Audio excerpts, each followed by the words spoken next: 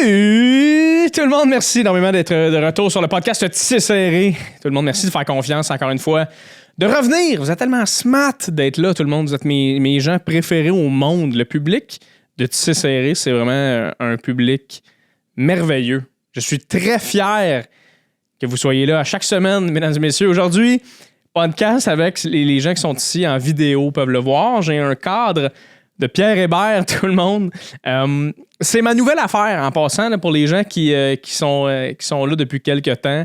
C'est ma nouvelle affaire. Pour les nouveaux aussi, là, ça ne change pas pour vous autres. Maintenant, je vais imprimer une photo LED de chacun et chacune de mes invités et je veux les surprendre avec ce cadre. Et ça aurait été cool de leur donner, mais Chris, c'est un cadre à 8$ chez HomeSense. Je peux pas me le permettre, à moins que tu t'abonnes à mon Patreon puis qu'on soit genre 600 sur mon Patreon. Là, je vais leur donner un cadre à chaque crise de fois. Mais du moment où il n'y a pas 600 personnes abonnées sur mon Patreon, je vais garder le cadre et la photo et on va essayer de trouver une place où la mettre. Faudrait qu'on... Je pourrais peut-être l'installer ici. En tout cas, peu importe. Pour les gens qui sont en audio, c'est pas important. Il y a une photo de Pierre Hébert vraiment là, à côté de moi. C'est tout ce qu'il faut que tu saches. Épisode complètement... Mais c'était malade. Honnêtement, c'est Pierre, c'est une des personnes les plus le fun, généreuses, vraies, honnêtes, authentiques. J'ai dit 3 synonymes pour dire que c'est une vraie personne. Il est incroyable, ce gars-là. Sérieusement, tellement fin, drôle. On a ri tout le long. J'aurais fait un podcast de 2h30. Malheureusement, je fais pas de podcast de 2h30, mais je pense sincèrement... et là, en vous parlant, je parle aussi à moi-même. Je pense que je vais faire des podcasts All-Star du podcast Tissé Serré où je vais recevoir des gens une deuxième, une troisième fois avec qui je m'entends énormément bien. Je pense que je vais commencer à faire ça et les mettre sur mon Patreon seulement. Fait que si tu veux voir ça, tu auras un à t'abonner. Oublie pas, peu importe sur quelle plateforme d'écoute tu es, il y a toujours un petit règlement, c'est de like, partage, subscribe, commente. Parle-en à un ami. Si t'aimes le podcast, si tu trouves que c'est intéressant, si t'aimes ça, écris-moi en privé. Il y en a qui m'écrivent des fois pour me dire « J'aime ton podcast, merci à vous de m'écrire. » Mais sinon, partage-les. C'est vraiment la chose qui m'aide le plus. Et si tu veux m'aider encore plus, abonne-toi à mon Patreon. www.patreon.com/Tissé Serré podcast, tout le monde. On se rappelle que souvent je dis hashtag et c'est slash. Je suis un gars de ma génération quand même. Et donc, c'est ça. Amusez-vous, tout le monde. Passez une excellente semaine. Je vous aime énormément. Merci d'être là. Et restez pour le outro. On va jaser un petit peu plus. Mais sinon, je vous souhaite un excellent épisode avec monsieur Pierre Hébert.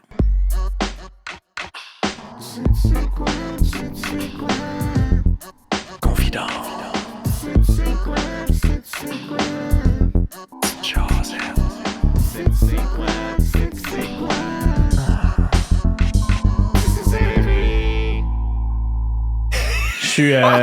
Non, mais parle-moi-en de ça, par contre, parce que moi, mon but au départ, c'était de faire est-ce qu'il va pas s'en rendre compte? Mais voyons donc! Un beau bonhomme de main! Puis là, j'ai fait hey, pour vrai, je suis pas mal sûr qu'il va s'en rendre compte. Il y a comme eu une mode en humour dans ces années-là, 2008, 2009, 2010, où tu mettais un chandail plus long en dessous d'un chandail plus court. Oui. Je sais pas si tu te rappelles de ça, puis je trouvais ça vraiment hot.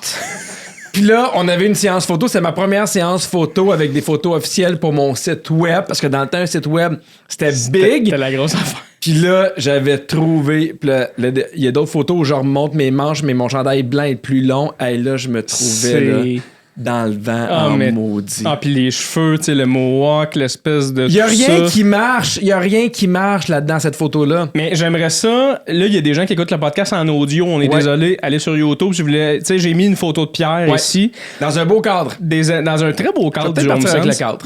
Ouais, en tout cas... le gars, il est comme... Non, c'est parce que c'est mon cadre, Pierre. Je magasine. On le voit pas beaucoup ici, là, mais t'as des salopettes, hein? Non, j'ai pas de salopettes, non, mais non. C'est quoi? C'est des jeans. Tu sais, les jeans étaient comme genre les poches un peu déchirées. C'était aussi bien la mode. Parce que tu fais de l'humour depuis combien de temps? 6 ans, peut-être? OK, ben maintenant, t'apprends vite que pour les photos, il faut qu'il y ait des choses qui vieillissent bien. Et ça, à ce moment-là, je le savais pas encore. C'était canné. Okay, ouais. Mais j'étais sûr, là, plein de confiance dans cette photo-là. Tu sais qu'est-ce que j'aurais aimé ça? Quoi? Qu'est-ce que j'aurais aimé voir? Le chandail blanc en dessous, que tu l'ailles pas, puis qu'on voit très bien tout ton chest. Parce qu'on s'entend que le chandail... Un beau chandail de clavicule! Alors, moi c'est bien à la mode. Moi, ce que j'aime, c'est de montrer mes clavicules. Oh, Parce non. qu'on s'entend, c'est ton atout, toi, Pierre. C'est Mes tes clavicules. C'est tes clavicules. Ben oui. Mais faut dire qu'à ce moment-là, tu sais, je commence ma carrière. Fait que, tu sais, là, maintenant, heureusement, moi, en linge, je suis pourri, pour vrai. Fait que, Pour là, vrai? tu sais, j'ai des gens qui m'habillent dans mes émissions de télé, puis j'ai des gens qui m'habillent pour les galas, puis ils me disent ça, c'est beau, puis là, je fais OK. Oui. Puis je le mets. Mais à ce moment-là, j'avais personne pour me dire que. Le photographe a pas fait comme... T'as-tu d'autres kits, Pierre? T'as-tu amené 3 kits? Ah non, pis tu sais, j'ai le front luisant, j'ai les cheveux tout croches, Ouais, mais mais on va- tellement de confiance. Oui, mais par contre, parenthèse, Ouais. j'ai l'impression que les photos dans le temps, c'était pas non plus... Tu sais, maintenant, il y a des affaires qui se font, ça n'a pas d'allure, là, c'est débile. Ouais. Mais tu sais, dans ce temps-là, c'était quand même, voilà une belle photo. Mais T'sais, le gros problème, là, c'est sexe, que plus tu vas avec la mode actuelle, moins ça vieillit bien. Tu sais, moi, pour première fois, quand Véro a fini, je suis passé à travers ses photos de mariage, puis ses photos de Gémeaux, puis tu sais, elle est toujours très tendance. Oui. Mais très tendance pendant un mois. Tu comprends? Dans le Ok. sens que quand tu vous le vois plus tard, Ouais. des fois, ça vieillit moins bien, Ouais. tu sais. Fait que là, tu vois, moi, j'ai trouvé le moyen d'être moyen, mais sur de longues années. Sur de longues années. Puis cette photo-là, là, c'est l'époque où j'ai rencontré ma blonde. Puis Facebook venait de commencer. OK. Fait que moi, je l'avais rencontré dans un bar, puis je l'ai retrouvé. Puis moi, fier comme un pan, c'est la photo. C'était ma photo de profil. Puis Non. ma blonde, quand je l'ai ajoutée, tu sais, elle montrait cette photo-là. Samy m'a fait « Hey, je peux pas aller le dater. Ça n'a pas de Impossible. sens. » Puis elle montrait cette photo-là. Fait qu'elle, ta blonde, a fait « Hey, les chums de filles, v'là le gars que je vois. Non, voilà le gars qui veut me voir. Elle voulait pas. Elle voulait pas. Je l'ai vu dans un bar, puis là, je fais, il serait le fun de se revoir. Elle fait, ouais. Puis là, moi, je la retrouve, puis là, je fais une demande d'amitié, puis elle fait, ça n'a pas de sens. Puis, tu sais, c'était ma photo, puis moi, j'étais comme, hey, elle va vouloir, check ma photo. Tu vois comment moi, j'étais confiant, mais ouais. Tu sauras que j'ai un site internet, moi, maintenant. pierrehébert.ca, tu sauras. pierrehébert.org. Puis des fois, sur ma page Facebook privée, là, quand je marque n'importe quelle niaiserie, ou des fois, si mon bulleriste veut me niaiser, il met cette photo-là. Ah oui, c'est Il vrai? l'a, oui, dans son téléphone. Fait que pour me niaiser, il met cette photo-là, mais tellement de confidence. OK, mais j'ai bien fait de mettre cette photo-là pour C'est épouvantable. hein? partir le podcast. Oui! J'adore ça. Moi, je dois dire une chose, Pierre, là. T'es fan. Fan fini de toi depuis longtemps. Il regarde les 3 caméras. Il est fan. Non, mais je te niaisais, mais t'es fan pourquoi? Mais je vais t'expliquer pourquoi. Ouais. Moi, quand t'as commencé Vrac la vie, puis on va y revenir tranquillement, parce que tu sais, je veux te poser plein de questions par rapport à ça. Ben moi, j'étais jeune, j'écoutais ça. OK. Puis je t'aimais beaucoup, puis j'avais ton numéro qui m'a le plus marqué. Puis même que ça m'a marqué un plus haut niveau. OK. C'est ton numéro sur la drogue que t'as fait au gala juste pour rire. Oui. Sur mon père. Sur toi qui prends du moche, puis ton père, puis la clé, Exactement. tout ça. Qui est encore disponible, je pense, sur YouTube. Allez voir ça, ça a changé ma vie. Pour vrai. Je suis bien habillé. T'es super bien habillé, t'as ton veston qui voyage à travers le temps. Mais, Ouais. fait cocasse. Quand je voulais faire l'école de l'humour, j'allais rentrer à l'école de l'humour. Moi, je suis rentré en 2013. OK. Non, 14. J'avais écrit sur ton site internet, dans la petite boîte de messages, OK. j'avais écrit « Hey, salut Pierre, grâce à toi, tout ça, je veux devenir humoriste, blablabla, merci. » Et j'ai jamais eu de réponse. Non! Non! Non! Non! Ah, ben, je le regrette pas. Ah, pour vrai? Je te jure. C'était Hein? comme une espèce de... moi puis Charles Pellerin, ça dit quelque chose? Charles Pellerin, on s'amenait voir des shows. Je l'avais amené voir le tien. J'étais quand même, Ok. Pierre, j'allais beaucoup ton premier spectacle à Saint-André Je t'avais Mathieu. pas répondu. Puis je t'avais écrit ça de « Hey, Épouvantable. au pire, il va me dire « Hey, merci. » J'avais pas de réponse. Rien. Mais pour vrai, j'ai toujours répondu à tout le monde. Pour vrai. Puis c'était un moment où j'avais pas tant de messages non plus. Fait que je prenais Ok. le temps de répondre. Fait que peut-être que ton message s'est jamais rendu. Ouais. Parce que pour vrai, je réponds à tout Je te le crois, monde. je te crois. Ouais. Puis surtout ceux qui. Hey, c'est drôle parce que moi, j'ai une anecdote là-dessus là, où moi, quand j'étais accepté à l'école de l'humour, l'année avant même, parce que tu le sais, l'été avant de rentrer à l'école de l'humour, tu sais, fait Ouais. que l'été avant de rentrer, j'étais dans un bar avec des amis, puis Martin et Matt est arrivé dans le bar. Puis là, je suis comme, moi, dans ma tête, je suis comme, hey, moi, je suis accepté à l'école de l'humour. Lui est humoriste, on est collègues. Tu On se comprends? connaît. il y a un lien, là, mais tu sais, lui, il m'a jamais vu, là. Ouais. Fait que là, je suis comme, hey, je veux aller y parler parce que je veux qu'il comprenne qu'on est un peu bodé, tu sais, mais je suis juste content de le voir, puis ça m'a pris tout mon petit change pour y parler, et j'ai pas dit, hey, excuse-moi, Martin, je suis arrivé, puis je me suis assis à sa table. J'ai pris une chaise, je me suis assis à sa table, j'ai fait, hey, Martin, je vais te dire que j'aime beaucoup ce que tu fais, puis moi, je t'ai accepté à l'école de l'humour, puis je me suis mis à y vomir ça, puis Martin était super sweet, il fait, ben, bonne chance, moi, j'ai beaucoup aimé ça à l'école de l'humour, mais tu sais, je vais être tellement intense, c'est sûr qu'il a fait, hey, lui, là, il est lourd de chez lourd. C'est hilarant. Ouais. T'avais-tu ce chandail-là? Non, pas encore. C'était pas la mode. Puis, mais depuis ce temps-là, là, je le sais des fois à quel point les gens, pour nous approcher, des fois, ça peut être un peu maladroit, mais parce qu'ils sont nerveux, parce que ça leur prend tout leur petit change. Puis tout le monde qui m'écrit en me disant « Hey, moi, je veux faire ça », tu sais, je réponds toujours. Mais je suis convaincu que... Hey, je suis désolé. Mais non, honnêtement, il n'y a aucun problème. On est ici à se parler, on se connaît moindrement. J'ai l'impression que quand tu commences dans ce milieu-là, quand tu veux faire ça, tu te sens proche de quelqu'un qui t'a marqué parce que c'est comme si tu m'avais parlé, tes numéros sont venus me rejoindre, fait quoi dans ma tête. Mais après ça, quand t'en fais, tu comprends aussi l'ampleur de... Il y en a beaucoup qui t'écrivent, il y en a... Oui, mais quand même, moi, je trouve ça quand même important d'écrire aux gens. Tu sais, c'est comme à la fin des spectacles, moi, je sortais tout le temps pour prendre des photos, tout le temps pour jaser avec le monde. Je pense que ça fait partie du métier. Tu sais, il y a des fois... Il y a des messages qui ont comme pas rapport, puis là, t'es supprimes, là, mais les gens... Je trouve que c'est ça qu'il y a de beau dans le métier. Tu jases à des gens, puis il y a des numéros, des fois, qui font référence à des affaires que les gens vivent ou ils ont aimé ça, puis des fois, j'écrivais pas grand-chose. Il y avait beaucoup de monde qui me disait « Hey, c'est quoi le truc pour devenir humoriste? » Puis je répondais tout le temps « Hey, c'est super plate, mais c'est le travail. Ouais. » C'est d'écrire 40 fois le même numéro pour qu'il soit bon. Tu sais, il y a pas de truc magique, tu sais, mais je répondais tout. Hey, je suis vraiment mal de pas t'avoir répondu. Mais non, hey, je te disais ça juste pour ouvrir la conversation de... Tu sais, je me souviens avoir fait ça, puis ça me fait rire encore aujourd'hui. Je comprends. Moi, je suis pas groupie dans la vie. Tu sais, il y a des gens que j'apprécie leur travail, mais je vais jamais aller leur dire... Tu sais, je pense, justement, tu parlais de Martin et Marthe. Ouais. Je pense que je l'avais croisé au Gala des Oliviers. Tout me disait de faire « Hey, fais juste dire... » Puis là, j'étais comme « Mais non, il est au Gala des Oliviers. C'est bien une place s'il veut pas se faire dire... Hey, salut Martin, je t'aime, c'est là, tu sais. Ben, ça dépend comment, puis pourquoi. C'est sûr que dit de même. Mais des fois, les gens, ils t'arrêtent puis ils font « Hey, merci » ou « Ça, j'aime bien ça. » Moi, ça me dérange pas. Puis encore une fois, les gens, des fois, sont un peu malhabiles puis ils font « T'es mon plus grand fan. » Puis là, je fais « OK, ben merci. Ouais. » Mais ouais. Mais en fait, ça vient aussi avec le métier. Il faut que tu acceptes ça en partant. Mais t'as-tu la difficulté au début? Est-ce que ça a été pour toi quelque chose de... fuckant, mané, d'être dans un restaurant puis te faire regarder. T'as-tu vécu ce moment-là? Non, parce que moi, j'ai commencé avec Renaud, mais après ça, rapidement, Vrac la vie. Puis le public jeunesse, c'est le plus beau public au monde. Parce que c'est un public qui est extrêmement honnête. S'ils aiment ce que tu fais, ils vont venir te le dire. S'ils aiment pas ça, ils viendront pas te le dire. Ils niaiseront pas. Ils veulent pas te parler juste parce qu'ils t'ont entendu à la radio ou parce qu'ils veulent parler à quelqu'un de connu, tu comprends? Puis c'est un public qui aime passionnément. Puis Vrac, c'est une série qui a marché. Puis je voyais que les jeunes aimaient ça. Fait que... Puis les jeunes, pour vrai, étaient toujours polis. « Bonjour, Monsieur Hébert. Bonjour, je veux pas vous déranger. J'aime ce que vous faites. » Il y avait des étoiles dans les yeux. Il y avait jamais de gars un peu pacté qui veut... Ouais. Pas... Fait que, au contraire, moi, j'ai eu ma notoriété en premier avec le public jeunesse, puis il était vraiment fin. Ouais, j'avoue qu'un gars comme, mettons, Mike Ward, tu fais... Les gens... qui te suivent, il y en a là-dedans, que c'est du monde qui se saoule, qui aime ça le party. Ça dépend du public, mais moi, j'ai l'impression qu'il y a peut-être plus. Il y a eu plus de bines sur l'épaule que moi, Mike. Ouais, oui. Il y a eu plus de « En wait down! » Une shot. On fait un shooter. Ah ouais, ça doit être rough à vivre quand même. Là, t'as pas mais les gens sont fins en général. Oui. C'est rarement... J'ai capable de compter sur mes doigts. Il y a une anecdote qui m'a toujours fait rire, mais moi, mettons, quand je fais pas de télé ou même des fois à la radio, j'aime ça mettre ma casquette parce que j'aime pas ça me peigner.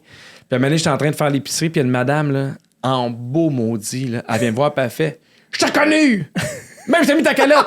Je t'ai reconnu! C'est un manque de respect! » Puis là, je suis comme « Hey, je fais mon épicerie. » Elle pensait que personne allait me parler, puis elle fait « Je t'ai reconnu! Calotte, pas calotte! » Puis tu sais, le pire, c'est qu'on se croisait après ça, tu sais, dans les autres allées, tu sais, puis elle me regardait, le fâché, puis je suis comme « Madame, j'ai juste mis ma casquette. Hey, » Bravo, Sherlock.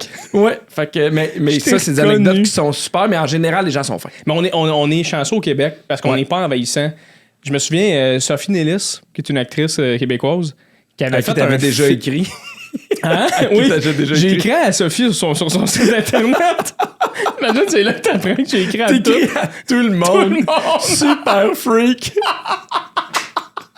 Ah, wow, ça serait tellement malaisant. Mais elle avait fait un film aux États, puis je me souviens de l'avoir entendu dire à un moment donné que c'était comme la pire affaire de... Elle allait... Tu sais, elle était dans la rue, puis elle se faisait crier son nom, là, Sophie! Puis le monde criait, tu fais, au Québec, on... Mais c'est un podcast sur Sophie? Hein? C'est un podcast sur Sophie? Et juste de comprendre, j'étais comme, qu'est-ce qu'il a dit? C'est-tu un podcast? Je peux ça? m'en aller, c'est plus d'autres Non, questions Pierre, sur va-t'en moi, pas, là. Pierre, J'ai aussi va-t'en des pas. anecdotes sur ma mère, mais j'ai j'en des... raconte à personne. Donc, ta mère, elle est morte? Puis va-t'en pas, Pierre, j'ai plein de surprises pour toi, dont des t-shirts. Oh my God! Fait qu'elle, tu disais pourquoi elle se faisait créer des affaires? Ben, c'est parce que, en fait, ce qu'elle disait, c'est juste qu'au Québec, c'était plaisant de réussir parce que les gens t'écœurent pas. Je comprends. Mais toi, ça t'est pas arrivé une fois, un moment donné, de faire filmer à ton insu, d'être comme, mon Dieu, hey, t'as parlé à Chris. Martin Vachon, hein? Oui, Oh oui. j'ai parlé avec Martin Vachon. Oui. Martin, là, il est encore traumatisé à ce jour. J'ai jamais refusé de photos. Jamais, jamais, jamais. Si tu veux prendre une photo, puis tu sais, je pense que ça fait partie de notre métier, si tu acceptes d'aller en public, puis il y en a d'autres qui font pas de photos, puis c'est bien correct, mais tu sais, moi, c'est ma mentalité. Si tu veux une photo, ça va me faire plaisir. Quand je suis avec mes enfants, je suis beaucoup plus malin, parce que dans le sens que prendre photo de moi, ça me dérange pas. Prends pas de photo de mes enfants. Ça, c'est comme une partie que moi, j'ai gardée privée. J'ai jamais mis mes enfants sur Internet. Je veux pas les mettre sur Internet non plus. Fait que tu sais, c'est vraiment privé. On est aux autres Granby. Et un gars, il vient me voir, puis il fait « Hey, je t'aime vraiment beaucoup. Vrai que la vie, j'aime ça. J'aime tes numéros. J'aimerais ça qu'on prenne une photo. » Je fais « Garde, je suis en train de manger avec mes kids. Je finis de manger. Je m'en viens de voir. On prendra une photo. » Parce que, tu sais, j'ai mon cabaret dans les mains, là. Fait que je m'en vais là-bas, puis à un moment donné, il me filme de loin, sans me demander ma permission. Puis, tu sais, j'étais avec ma famille. On est dans genre le truc de foire alimentaire du autres Granby. Lui, il était trop dans son expérience, filmer des animaux. Là, il était comme... Oui, exactement. Il me filme de loin, puis c'est tellement venu me chercher, là. J'étais assis, là, puis je lâche un « Hey! » Puis là, Martin, il se demande qu'est-ce qui se passe. Là, je suis comme « Tu me filmes! Tu me filmes! » Puis là, Martin, là, « Je t'ai reconnu! Je t'ai reconnu! » Puis là, je suis comme « C'est non! J'ai vu une photo tantôt! C'est non, le filmer! Je suis avec mes enfants! » Puis je pète un plomb, là. Mais je trouvais ça impoli. Mais ça n'a pas de sens. Surtout, je te l'ai dit, hey, tantôt, je vais te prendre une photo. Puis là, tu sais, il me filme. C'est dans les débuts des téléphones. On n'était pas encore habitué à ça. Okay. Il est dans les débuts des téléphones, puis il me filme, puis il est fier, puis il sourit. Puis, hey, lui, là, te dire à quel point il doit maigre aujourd'hui. Mais as-tu réagi quand t'as levé le ton? Il a fermé son téléphone. Il l'a fermé. Oui, en fait, le message était bon, mais pas la façon. J'aurais dû le dire, hey, là, je suis avec ma famille, c'est pas un bon moment. Mais tu sais, on apprend. Tu l'as déjà dit, tu sais. Ouais, je comprends, mais tu sais.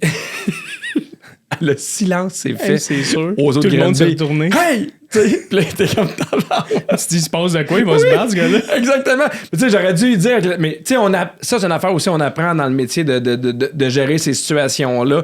Mais ça me fâche. Puis des fois encore, le monde, tu sais, ils pensent qu'ils sont pas subtils, là. Ils te prennent en photo. Là, je suis comme, hey, demande-moi là, ça va me faire plaisir. Ouais. Puis des fois, je fais comme, hey, t'aimerais-tu avoir une photo? Tu sais, je vois qu'il aimerait ça. Fait que je vais au-devant de. Ouais. Mais c'est ça que t'apprends aussi avec l'expérience. Mais Martin, il m'en parle encore. Là. Ben, moi, je t'ai jamais vu fâché de même. Là. Mais t'as pas l'air de quelqu'un qui se fâche dans la vie. C'est rare. C'est rare parce que je veux pas me rendre à me fâcher. Si, mettons, moi, plutôt, on fait une chicane, ben, on va se parler. Si ça marche pas, je te mets dans une... J'appelle ça tasser quelqu'un. Je te mets dans la catégorie des meubles. Fait que je suis plus fâché, mais je te parle plus. Il existe. Il existe, puis c'est parfait. Mais je trouve que c'est beaucoup d'énergie se fâcher contre quelqu'un. Assurément. Ouais. Surtout dans notre métier où il y a beaucoup... Surtout avec les réseaux sociaux maintenant, du hate, du monde que, tu sais, après ça, tu fais... C'est bon que tu aies déjà ça dans ta tête, d'être capable de tasser des gens. Mais même avec des gens genre que tu côtoies, puis là, tu fais « Hey, sais-tu quoi? » Puis des fois, c'est niaiseux, mais tu fais « Hey, moi puis lui, ou moi puis elle, ça marche pas. Ouais. » Il y a juste pas d'atome crochu. Fait que donne rien d'investir du temps de part et d'autre. Ouais. C'est pas plus de sa faute que c'est de la mienne. Ça marche pas, gars. Soyons polis, puis ça règle l'affaire. T'as-tu toujours été de même? Parce que c'est quand même un thinking assez sage d'être capable de faire « Gars, on s'entend pas, merci, bonsoir, d'être dans la salle. » Non, mais c'est juste qu'à un moment donné, je me rends compte que j'ai pas assez de temps pour tout le monde. Tu sais, à un moment donné, j'avais une chicane, je me rappelle pas avec qui, puis ma blonde a fait « Tu passes beaucoup de temps pour quelqu'un avec qui tu veux pas voir. » Puis j'ai fait « Hey, t'as raison. » Fait que tu parles pas à ton père. Hein? Je parle plus à mon père, ma mère est morte. Mais ça, c'est... En tout cas...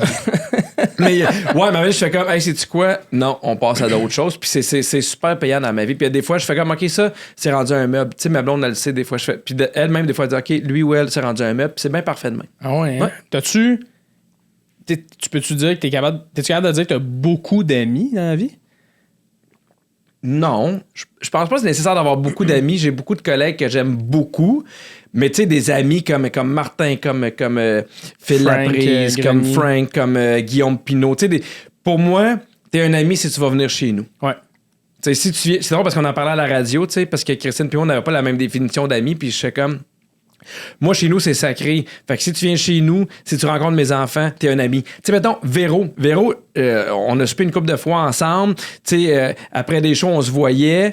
Mais tu sais, je l'invite pas à souper chez nous, puis je vais pas souper chez elle, mais quand même, pour moi, c'est une amie. C'est quelqu'un que j'aime, c'est quelqu'un que j'aime prendre des nouvelles. Fait qu'il y a quand même des collègues qui se démarquent, là, mais je dirais pas que genre j'ai 40 amis. Là. Non, mais ça, c'est clair. De toute façon, en vieillissant, j'ai l'impression que plus t'as d'amis, moins t'as des... bons amis là-dedans. J'ai l'impression que trop d'amis, c'est justement, t'as plus de temps. Non, t'as plus le temps, c'est ça. Puis là, tu fais, hey, tu sais, moi, j'ai la chance d'avoir les mêmes amis d'enfance. J'ai encore l'ami que j'avais à la maternelle, puis l'ami que j'ai en secondaire 1. Fait qu'on se voit encore, puis à un moment donné, tu fais, hey, tu sais, avec le travail, avec les enfants, avec la blonde, on n'a pas le temps de se voir beaucoup. Ben oui. Fait que c'est ce qui est le fun aussi, tu sais, Phil Laprise, on a été amis parce que, vrai que la vie, on allait dîner ensemble, puis on faisait des shows ensemble, puis on t'invitait sur des émissions ensemble. On se voit rarement dehors du travail parce qu'on a des horaires qui fit jamais, tu sais. Mais pour moi, ça reste quand même un ami important. Mais tes amis de jeunesse, là, ce qui est le fun de ces amis-là, c'est... Puis j'en ai moi aussi encore 2 très bons amis depuis que je suis très jeune. C'est que pour eux, t'es encore Pierre... 7 ans, mettons. En fait, ce qui est le fun, c'est que les autres, ils ont tout vu. Fait que, tu sais, ils étaient là quand je rentrais à l'école de l'humour. Ils étaient là dans le bar quand j'ai rencontré Martin. Fait que, tu sais, eux, ils sont contents. Fait que, tu sais, j'ai un ami avec qui j'étais coloc à l'école de l'humour, avec qui je faisais mes numéros. Tu sais, parce qu'il faut faire des numéros le vendredi. Fait que je faisais des numéros, puis là, ils testaient, puis ils le voyaient. Mais, tu sais, il était là à mon mariage, j'étais là à la première de mon premier show, du deuxième. Fait que eux autres, ils ont tous vécu ce cheminement-là. Mais eux autres, c'est la normalité aussi. Ouais. Fait que, tu sais, quand je vais les voir, c'est comme, OK, mettons, oui, j'ai aimé ça ton émission à radio, parfait, puis après ça, on passe à d'autres choses, tu sais. Ils sont pas curieux de comment se passe le métier, ces affaires-là. Fait que ça permet d'avoir des relations qui sont plus vraies puis plus normales. Ouais, puis sont moins impressionnés de, tu sais. C'est le fun d'avoir des amis qui sont moins impressionnés. Ils sont toujours impressionnés. Non, moi, mes amis. Encore à jour, là, sont toujours impressionnés. Ils m'appellent, puis des fois, ils me textent juste des étoiles. Juste des choses comme ça, puis pour ça je les garde là, genre... Juste des médailles d'or. Ils m'envoient 3-4 médailles d'or. Bonne journée, mon champion. Bonne journée, une chance que t'es là. Je peux pas croire, t'es un modèle. On a vraiment des amitiés super simples. Est-ce que Pierre du secondaire t'es toujours aussi fendant? Je suis fendant? Non, je te niaise. Est-ce que t'as tout le temps été comment il me regarde en ce moment? Je suis fendant. Comment t'étais au secondaire, de pas t'avoir écrit. Je suis très content de pas t'avoir écrit. Ben content. Oh wow! Ça me fait mal à mon cœur de jeune de 17 ans. Comment t'étais quand t'étais plus jeune? J'étais pas fendant à l'école. C'est juste que moi, je me suis vite appris que l'humour... Parce que moi, mon frère est plus vieux, puis il a toujours été plus grand puis plus fort. Fait que mon frère me taquinait, il me donnait des bines. Tu sais, des bines avec... Oui. Tu sais, pointu, puis il était plus fort. Fait que moi, je pouvais jamais gagner contre mon frère physiquement. Fait que ma façon, c'est de le taquiner. Puis de le niaiser devant ses amis. Ça marchait. Fait que j'ai eu rapidement la répartie dans ma vie. Mais j'étais pas quelqu'un de fendant à l'école. On faisait rire. Je te niaisais en passant. Mais pas fendant du tout, là. Mais j'aimais beaucoup faire rire. Puis à un moment donné, je me suis rendu compte que hey, ça marche avec les filles aussi, tu sais. Sauf que moi, j'étais tout le temps le gars qui fait comme ah, mais ouais, elle me trouve drôle, mais j'allumais pas que peut-être elle était intéressée. Tu sais, je sais pas si c'était de même, mais moi, j'ai appris des années plus tard par la fille. Elle dit ben oui, tu m'intéressais. J'étais comme moi, j'ai été un ami aussi, beaucoup, là. Oui. Un bon ami de donner des conseils sur quel gars. Tu sais, j'étais même rendu à un point où c'était. C'est ça, je m'entendais bien parce que justement, je faisais des jokes, tout ça. Ouais. Puis après, c'était lequel des chums de gars, mettons des amis de gars, t'aimes le plus? Puis c'est comme, je m'enlevais de l'équation. Ben lui, il serait fin. Ah oui. Comme je t'ai rendu. Mais c'est correct aussi. Moi, je le regrette pas non plus. J'ai passé un beau secondaire parce que, tu sais, moi, ce que j'aimais le plus secondaire, c'est les amis. C'est ça que j'aimais. Tu sais, je me suis fait des blondes au secondaire, mais j'étais pas fendant parce que j'étais un peu baveux. mais sympathique, puis j'avais des bonnes notes. Fait que, tu sais, j'avais pas de problème avec les profs. Souvent, on me disait, je comprends de faire la classe, mais il y en a qui ont besoin, c'est plus difficile pour eux, tu sais. Fait que j'étais quand même un taquin, mais gentil. Fait que t'as pas eu de problème de développement quand t'étais jeune, t'as pas eu t'as pas eu d'intimidation, t'as pas vécu d'intimidation, Non. C'était pas difficile pour toi, le secondaire? Non, parce qu'on a tout le temps eu les mêmes amis, tu sais, depuis la maternelle jusqu'en secondaire 1, on a tout le temps eu la même gang d'amis, fait qu'au contraire, on était... Puis tu sais, en fait, au secondaire, ce qui était tough, c'est de trouver ta place, parce que tu sais, moi, j'étais pas dans les sportifs, j'étais pas dans les intellectuels, moi, j'avais le goût de faire rire, mais tu sais, le théâtre, c'est pas ce qui m'appelait non plus, tu sais, puis il y a eu une année de l'impro où là, j'ai vraiment aimé ça, mais c'était de trouver, OK, moi, je suis artistique, mais il n'y avait pas de gang nécessairement artistique. Il y avait la gang, mettons, de basket, il y avait la gang des toughs, il y avait les gothiques. Les gothiques. Mais tu sais, il n'y avait pas, mettons, la gang artistique. C'est plus tard que j'ai fait, ah mon Dieu, c'est vraiment ça que. Mais on faisait rire le monde, on était sympathiques, puis tu sais, je pense que. C'est aussi que dans ces années-là, j'ai l'impression, peut-être plus aujourd'hui les jeunes, mais c'était très catégorique de. T'es drôle, t'es sportif. Peut-être. Maintenant, il y a des mélanges. Tu peux être absolument. un sportif drôle, tu peux être un artiste sportif, il y a moyen de tout faire. Là. Ouais. Puis quand t'es arrivé au cégep, tu voulais pas faire de l'humour en partant, parce que t'es étudiant en psycho, toi? Oui, moi j'ai fait de ma psycho à l'université, puis moi je m'en allais devenir psychologue, là. Comment ça s'est passé, ça, tous les débuts de ça, de pourquoi tu voulais devenir psychologue? C'est niaiseux, mais je savais pas quoi faire, puis on avait des cours de psycho en cégep, puis j'avais des bonnes notes, fait que je fais bon, mais j'ai de la facilité, je vais aller là-dedans, je me suis inscrit en psycho. C'est juste que c'est tough en maudit quand t'as 16, 17, 18 ans, trouver ce que tu veux faire toute ta vie, là. Tu sais, surtout à cette heure, il y a tellement de jobs, il y a tellement de débouchés, de possibilités, puis c'est un moment où c'est un choix qui est tellement sérieux qu'on a tendance à le prendre avec la tête, à faire un choix de tête. Hey, je vais aller là-dedans, je pense que je suis bon, j'ai des bonnes notes, tu sais, mais moi, j'ai toujours aimé ça, faire la scène, sauf que l'humour répond à ce que j'avais envie de faire. J'aime faire de l'animation, j'aime faire de l'humour, mais j'étais pas attiré par le théâtre. C'est pas quelque chose qui me tentait. Puis ça commençait à l'école de l'humour, moi, on en parlait de plus en plus. Fait que tu sais, c'était pas... je le savais pas encore. Puis, dans le temps, j'avais eu une grosse peine d'amour avec une fille qui était aussi en psycho. On était supposés les deux habiter ensemble, on était supposés les deux étudier ensemble. C'est comme si, mettons, ma vie était faite. Puis, quand t'as une peine d'amour, à m'amener, quand t'es un gars, moi, j'ai l'impression que, tu sais, mes gars étaient super à l'écoute, mes chums de gars étaient super à l'écoute, mais j'ai l'impression qu'à m'amener, ils ont fait, tu sais, passe à autre chose, là, tu sais. Fait qu'il y avait un programme à l'université, ça coûtait 7$ par rencontre pour voir une psy. Puis, je trouvais ça le fun parce que moi, je voulais pas en parler à mes parents. Okay. Fait que j'étais voir une psy, puis moi, j'avais dit, hey, tout ce que j'avais prévu s'est effondré. T'sais, on était supposé déménager ensemble, on était supposé étudier ensemble. Fait que là, du jour au lendemain, j'ai plus rien. Puis ma psy m'avait dit de quoi super intéressant. Elle m'avait dit, ben voilà à l'envers. Au lieu de voir que t'as rien, vois que tout est possible, que t'as une page blanche. Qu'est-ce que tu veux faire dans la vie? Puis la gueule m'était tombée à terre parce que j'avais jamais vraiment réfléchi à ce que j'avais envie de faire pour vrai. Tu savais ce qu'il fallait que tu fasses, mais exactement. tu savais pas ce que tu voulais faire. Oui, exactement. Fait que tu sais, là, je suis revenu la semaine d'après, j'ai goût de faire de la scène. Je me vois sur la scène, j'ai goût de faire de la scène. Fait que sans le dire à mes parents, je me suis inscrit aux auditions de l'école de l'humour. J'ai préparé un numéro. Je leur ai dit, genre, je pense que c'est 3 jours avant, parce que j'avais besoin d'un lift pour aller à Montréal. Ils sont montés avec moi.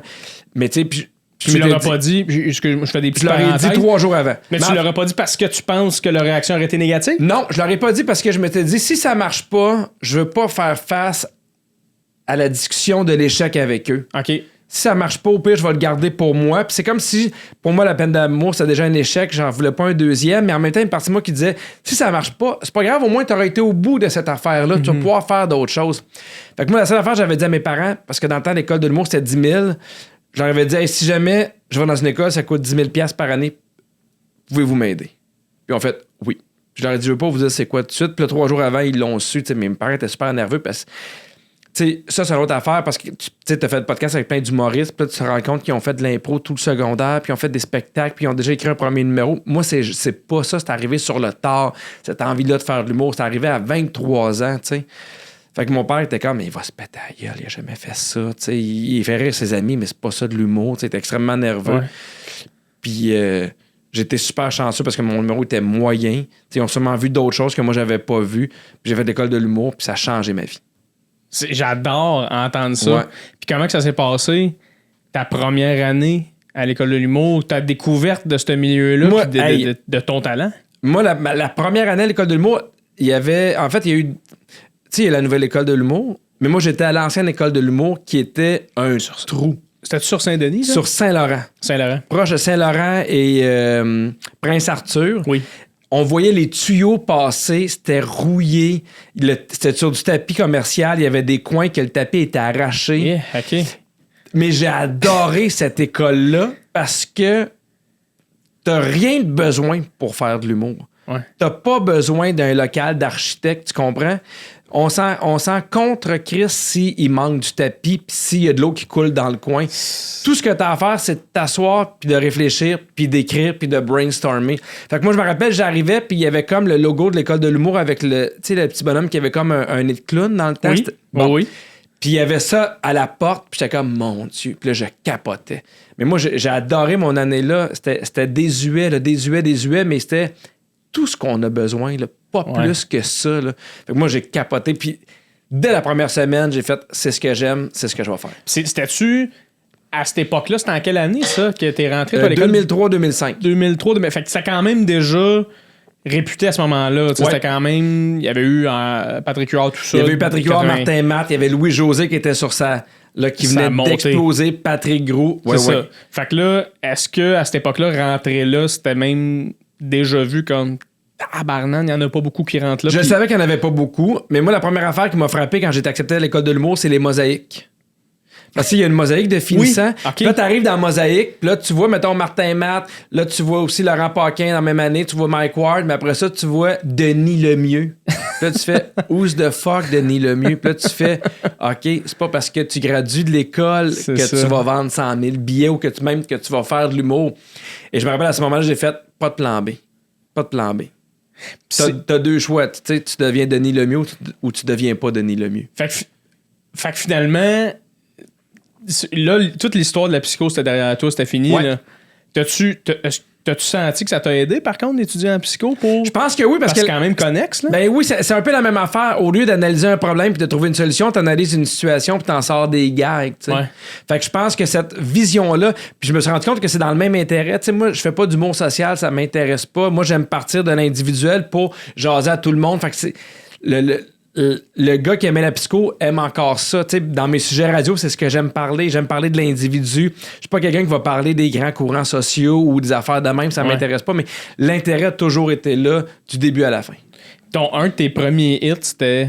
T'en as parlé tantôt, c'était Renaud. Ouais, mon premier hit. Mon premier festival Juste pour rire. Ouais. OK. Qui est le personnage dans Annie et ses hommes. Exactement, qui était joué par Marc Belland. Marc Belland. Ouais. Comment que ça a commencé, ça, Renaud? Pourquoi que ça s'est ramassé là? À un moment donné, je faisais... je m'amusais à l'imiter pour le fun. Puis un peu vulgaire. Là, c'est vendredi, on fait l'amour avec des femmes. Puis là, on le faisait entre amis, puis ça faisait bien rire. Puis dans le temps, Ben Lefebvre animait au Saint-Cyboire. Puis à un moment donné, on avait eu des auditions, je pense, dans le temps, c'était le Grand Rire à Québec. On était montés ensemble. Ben, je pense, le lendemain ou le soir même, il animait au Saint-Cyboire, puis il dit, j'ai pas, tu sais, ça vient vite la semaine, je pense, j'ai pas de stock. Il dit, ça te tente-tu, on va faire Renaud ensemble, tu sais. Okay. En char, on l'écrivait pour le fun, on s'est mis à le faire, tu sais. Puis le soir, ça a bien été. Fait que là, je me suis mis pour le fun à le faire avec les animateurs des soirées où ce que j'allais. Fait que, mettons, Philippe Laprise, on a fait un gala, puis là, je le faisais avec Philippe Laprise, puis à un moment donné, je le faisais avec Philippe Laprise à Hull. Dans un show pour le fun, à son show de fin de saison, gros party, ça te tente-tu, on le fasse. Ouais, il animait là-bas, fait que on va le faire. Patrick Gros sort son deuxième show, il a déjà animé là, il fait de la promo pour son show. Puis là, lui, vu qu'il a déjà animé dans le temps à ce bar-là, il vient au même bar, puis il me voit faire ce numéro-là, puis il fait « Mais Pierre, c'est tellement bon, nanana, tu sais, je fais « Ben merci, puis ce numéro-là, c'est drôle. » Je fais « Parfait. » Puis lui, il animait le gala avec Mike Ward, fait que j'y écris, je fais « T'aimerais-tu ça qu'on le fasse au gala? Ça se peut-tu? » Puis, moi, j'avais fait les auditions avant, là, le principe d'audition. Là, j'avais été recalé. Là. Non, Pierre, c'est pas cette année, un gala, ça se passera pas. Il n'y a pas de problème parce que dans le temps, faire un gala, je pourrais, c'était vraiment tough. Mais tout était vraiment dans l'air de tu fais un gala, ta carrière est partie, là. Non, moi, ça s'essoufflait. Ça s'essoufflait déjà? Ça s'essoufflait un peu. Mais Okay. c'est dans le temps, il disait, parce qu'il y avait 2 galas, souvent un à 8 h, puis mettons un à 6 h ou un à 10 h, je sais pas trop. Mais il disait, on a de la place pour une relève. Fait que cette année, mettons, on a 6 galas, on en prend 2. Mettons, il y avait 12 places, puis on était genre 40. Il y avait la compétition, là. Ouais, c'était vraiment, vraiment dur de faire un gala. Fait que Patrigo, il dit oui, on va le faire en audition. Parce que, tu sais, il y a une première badge d'audition, puis une deuxième badge d'audition. Il dit, on va le faire à la Valkyrie. C'est comme le show d'humour qui faisait les auditions. Okay. Puis je me rappelle, il avait dit, on va vous mettre en dernier parce qu'on n'a pas vu le numéro. Fait que si jamais vous vous plantez, ça va pas nuire à personne qui passe après vous. Je comprends. Fait que c'est parfait. Moi puis Pat, hyper généreux. Patrick, tellement fin. J'ai jamais fait de gala. On écrit des gags, ils arrivent prêts, quand préparés. tu dis 11, ça, c'était toi puis Phil. La prise. Ben moi, j'avais écrit des gags que en fait, moi, j'arrivais souvent avec mon texte, avec l'animateur. C'est ça. Voici ce qui fonctionne, ainsi de suite, t'sais. Fait que là, j'avais écrit un texte à Pat, j'y envoie, il l'apprend, il arrive, on fait le numéro. Le plafond lève, là. Il y a vraiment de quoi qui se passe, là. Puis là, je me rappelle, ceux qui s'occupaient des auditions, ils viennent nous voir et sont découragés parce qu'eux, là, ils n'ont pas prévu de place pour ça, là. Ils sont comme, on ne peut pas passer par-dessus. Ils sont pas genre, ils sont comme, fuck. Ah non. Qu'est-ce qu'on fait avec ça? Puis après ça, on fait un premier brainstorm, on rencontre, puis fait que Pat Grouille, on va le faire ensemble, puis il dit, on a une bonne idée, tu sais. Il dit, à Mané, je sais pas trop qu'est-ce qu'il y a. Il y avait Simon puis Henri. Oui. Puis là, le metteur en scène dit, tu vas venir les déranger pendant qu'ils font Simon puis Henri. Mais à ce moment-là, pendant qu'il fait Simon puis Henri, c'est aussi le retour de Jean-Michel Anctil qui revient de sa retraite. À Mané, il avait dit, je fais plus jamais d'humour. Il revient en râteau. Sur ce sketch-là. Sur ce sketch-là. Fait que là, moi, je fais mon premier sketch avec eux autres. Le plafond lève. Il y a 2 standings dans le même numéro. On comprend pas ce qui se passe. C'est complètement fou. Et là, il y a ce numéro-là de Simon puis Henri.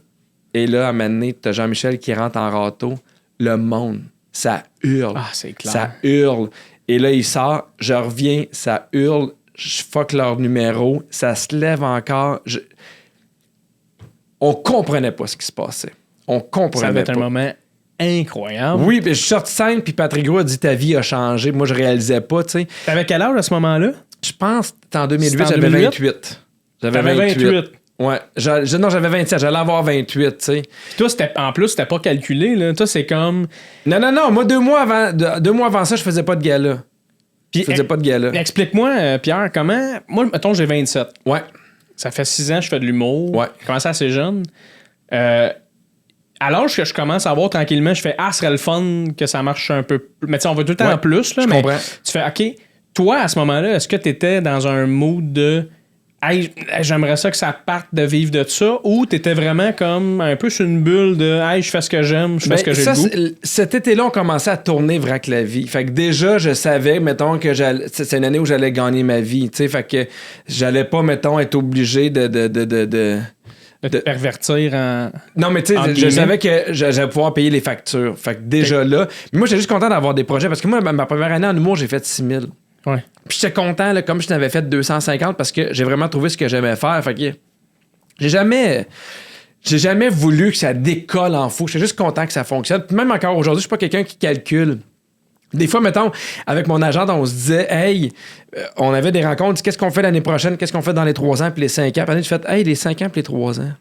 Je le sais pas. Je le sais pas. On va voir qu'est-ce qui va arriver, tu sais. Puis, fait que non, je suis pas quelqu'un qui était calculateur pour savoir qu'est-ce qui va arriver, comment ça va marcher. Moi, j'étais juste content d'avoir du fun dans ce que je faisais. Mais t'avais quand même du guts de dire, hey, d'aller écrire à Pat puis de faire, hey, Pat, ça fonctionnerait-tu? Tu devais être un peu nerveux. Moi, je crois beaucoup à demander les affaires. Oui. Vraiment. On a peur de faire ça, je trouve. Ben, en même temps, je trouve, au pire, ils vont te dire non. Tu sais, mais Pat, il m'avait déjà tendu une perche en me disant qu'il aimait ça, puis il l'avait vu. Fait que je fais, hey, ben, on pourrait peut-être l'essayer, puis on s'entendait quand même bien, Pat puis moi. Tu sais, moi, à l'école de l'humour, mon prof d'écriture, c'est François Havard, celui qui a écrit Les Bougons, celui qui a écrit avec Louis-José, puis avec Martin Matt. Puis il m'avait écrit, au plaisir de travailler ensemble, fais-moi signe, c'est quoi que ce soit. Fait que moi, Havard, j'avais écrit, puis là, il m'avait trouvé des jobs un peu de writer pour gagner ma vie. Puis, Vrac la vie, c'est moi qui avais écrit. Je fais, François, j'ai une idée, veux-tu être script éditeur? Puis quand t'arrives quelque part avec François Havard, qui est scriptisteur, ça donne du poids. Ça donne un step, hein. Fait que, tu sais, moi, je crois à pouvoir demander ces affaires-là. Tu sais, c'est moi, Mané, qui a fait, hey, j'aimerais peut-être ça, animer les Fantastiques quand Véro peut pas, est-ce que ça se peut, tu sais? Puis on fait, ah, ben, ça t'intéresse-tu? Oui. Fait que, tu sais, moi, je crois beaucoup à demander. Des fois, c'est oui, des fois, c'est non. Ouais. Mais on sait jamais. Mais tu montres, je pense que tu démontres un intérêt aussi où. Tu sais, je pense qu'il y a tellement peu de gens qui osent faire ça, qui osent aller de l'avant puis dire. Ouais. Hey, moi, je le ferais, ou hey, je me propose. Oui. Que quand tu le fais, on dirait que les gens, ils se posent pas la question, les employeurs se posent pas la question de qui le ferait. Ben, on se l'est fait demander par Pierre. Oui, mais on tu sais, il faut que tu l'apprécie. demandes de quoi qui a du sens, là, dans le sens que Oui. t'arrives pas en disant, hey, moi, j'aimerais ça. Tu avoir une Volvo. Je peux avoir une Volvo. Exactement. Au dealership. Ouais. Mais, OK, ouais. Fait que là, t'as ton premier éditorial, puis ta vie vient de changer. Oui, mais tu sais, ma vie avait changé, mais pas tant. Tu sais, mettons, c'est plus l'époque où, tu sais, moi, je me rappelle d'avoir vu le numéro de Lise Dion sur le Point G. OK. Tu sais, elle a vendu après ça, mettons, des centaines de milliers de billets. Tu sais, nous, c'était pas nécessairement ça encore, mais ça m'a aidé à faire un nom puis à me faire inviter dans les émissions puis commencer un peu la patente. Là, tu revenais aussi avec Renault une fois de temps en temps, me semble. Ouais. C'était devenu, tu sais, un moment donné, t'avais. Je pense que je l'ai fait 3 ou 4 ans de suite, puis j'ai fait, c'est fini. Je sais qu'il y a une fois qu'il tirait avec des paintballs, Oui. des gants de paintball dessus. L'année d'après, ils se vengeaient parce que je les avais dérangés. Parce qu'ils avaient dérangé dans leur numéro. Exact. Ils ont t'as juste jamais fini ton numéro. Exact. Est-ce que c'était calculé, ça? C'était pas calculé, puis c'est le genre d'affaire que si tu veux préparer, ça marchera pas. Parce que. Fait que toi, tu le savais pas en tout qu'elle venait te tirer dessus. Là. Ben, mais là, je me disais qu'il y avait de quoi, tu sais. Mais après ça, tu fais, bon, mais tu sais. Mais tu sais, tu le sais, il n'y a rien de plus beau que du monde qui rit. Ah, c'est Fait clair. que quand le monde rit, t'embarques. Ouais, t'es juste comme, let's go. Ouais. Comment t'as vécu ça, l'espèce d'ultra succès de tout ça, de Pierre Hébert qui devient l'humoriste Pierre J'ai pas Hébert? senti, moi, un ultra succès. Tu l'as pas senti? Non. J'ai toujours senti que c'était étape par étape. Tu sais, mon premier show, j'ai vendu 27 000 billets. C'est excellent.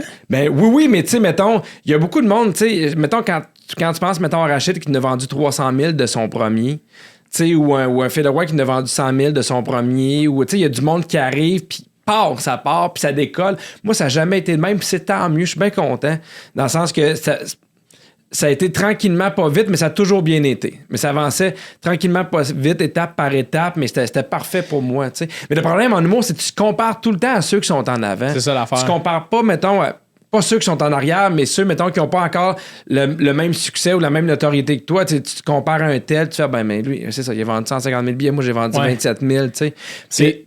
C'est drôle parce que, excuse, je veux pas t'interrompre, Non, mais vas-y. je trouve ça drôle parce que, justement, quand je te posais cette question-là, je me disais, moi, quand j'ai vécu ça, ce moment-là où j'étais public, puis j'ai vu Renault, puis tout ça, Ouais. moi, dans ma tête, ça a fait, je l'aime, ce gars-là, il est arrivé sur la map, c'est incroyable, c'est Ouais. qui, puis Je comprends. Vrac la vie, tout ça, puis on va en parler. Mais c'est drôle que toi, tu vois, tu l'as vécu, puis t'as fait, ah ben moi, je vends pas 300 000 billets. Non, mais j'étais content, sauf que au début, c'était weird le public parce qu'il y en a qui me connaissaient pour Renault puis qui cherchaient un type d'humour comme ça. Puis il y a des gens qui me connaissaient pour Vrac la vie puis qui cherchaient un type d'humour de même. J'avoue. Fait que tu sais, c'était pas. Puis j'avais pas encore trouvé mon personnage de scène. C'était un peu.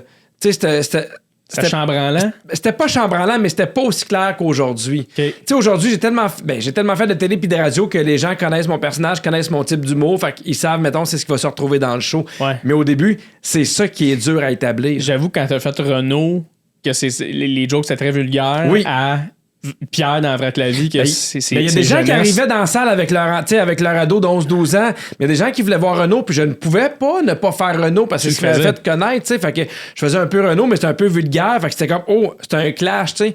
Puis à un moment donné, j'ai fait, hey, moi, Renault, je le fais plus. Ni dans un gala, ni dans mon show. Puis quand on a fait le deuxième show, j'ai fait, eh mon Dieu, qu'est-ce qui va arriver? Tu sais. Puis je m'en suis fait parler 3 fois dans ma tournée. 3 fois. Le monde qui fait, ah, tu fais plus Renault? Non, that's it. Les gens avaient compris qu'on était rendu ailleurs. Ton deuxième show, c'était Le Goût du risque. Oui. Ça a été un des coups marketing les plus intéressants Ouais, t'es bien fin. au Québec. C'était-tu stressant à faire ça? Épouvantable.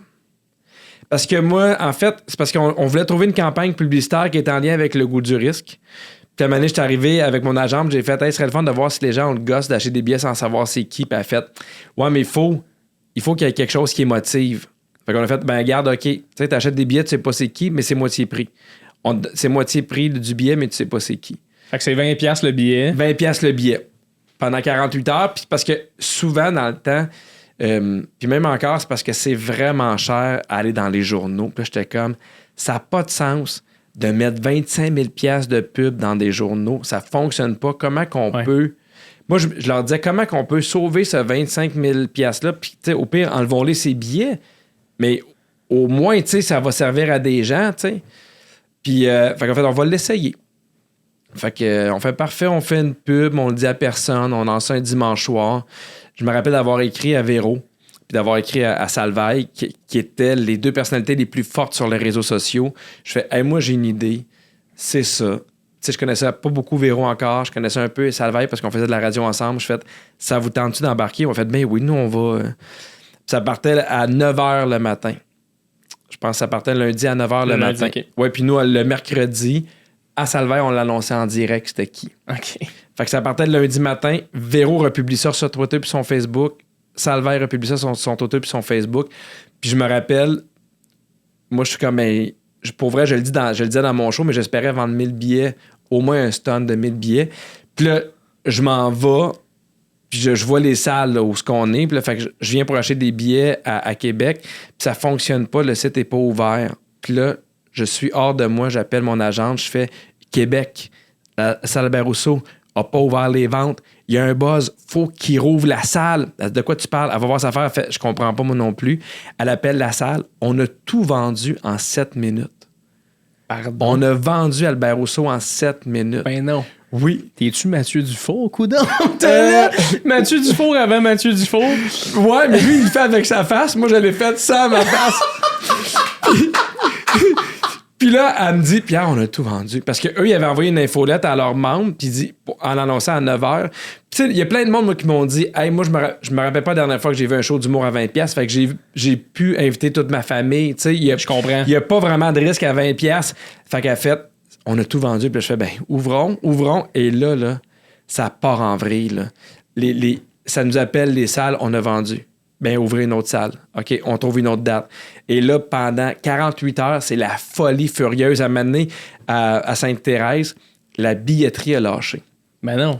Les employés étaient là au téléphone. Ils notaient des numéros de carte de crédit à main. Les billets... Oui, parce on a fait, hey, on leur paye la pizza. On fait venir de la pizza aux employés. C'était le brouhaha. Écoute, ça vendait. Ça n'avait pas de bon sens. Pendant on a fait, OK, là, on arrête. On n'en vend pas plus, là. On arrête. OK, là. Mais là, petite parenthèse, je t'arrête. Tu vends énormément de billets. Ouais. Tout se remplit vraiment vite. Oui. Il n'y a personne qui sait que c'est Pierre Personne Hébert. sait que c'est moi. Personne savent que c'est toi. Puis je suis pas encore beaucoup connu. Non, c'est ça. T'es pas connu au grand public. Oui. Puis tu sais, je me rappelle, moi, j'ai fait un screenshot de mon téléphone. C'était l'article le plus populaire sur la presse. Quel est cet humoriste mystère? Mais moi, j'ai pas prévu ça, là. Fait que là, ça part en vrille. Et là, je me rappelle, le Journal de Montréal sort un article qui, selon vous, il y a des gens, puis évidemment, à cause c'était bientôt la fin des Beaux Malaises, c'est sûrement Martin Matt. C'est ça. C'est peut-être le retour, le Journal de Montréal, c'est peut-être le retour d'Yvon Deschamps. Hey, moi, je suis chez nous.